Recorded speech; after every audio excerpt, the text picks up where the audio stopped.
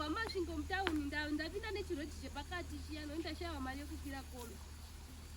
ndapinda chiroti chepakati chinobudira padhuze nepapoli chiya ndochandafamba nacho ndafamba neshoka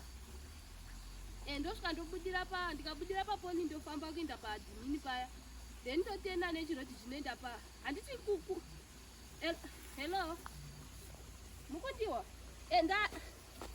ndati ndikasvika pachirodhi chiya ndondotora chirodhi chinoenda kurujekosi pajazire pamashopsi paya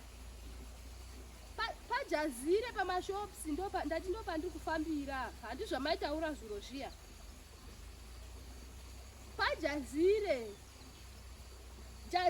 ndati ndauya kwajazire kumashopsi kwamaitaura zvuro kuya saka ndada kubvunza kuti ndichibva pajazire kwainzi vanhu vanoenda nekupi kuri kuitirwa zviro zvacho handi maiti zviro zvacho kwai zviri kuitirwa kwajazire ndati toda kubvunza kuti zviro zvacho kwai vanhu vachibva pajazire pamashopsi kurujekosi vanoenda nekupi nokuti ndava kutosvika kurujekosi kwajazire kwai zviro zvacho zvinoitirwa kupi kana vanhu vasvika pajazire unopa vanhu vanofamba sei zvamaitaura zuro mukundiwa ndati zvamaitaura zuro kuti kwai kwajazire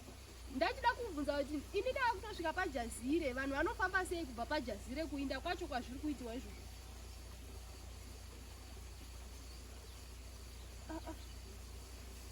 kudubai hamuna kutaura zvondohwisisa zveni saka ndanhazvihwisisa zvezvo zvati ndakafambirwa kwajazire ndikafunga kuti ijazire yekumasvingo iri kurujekosiya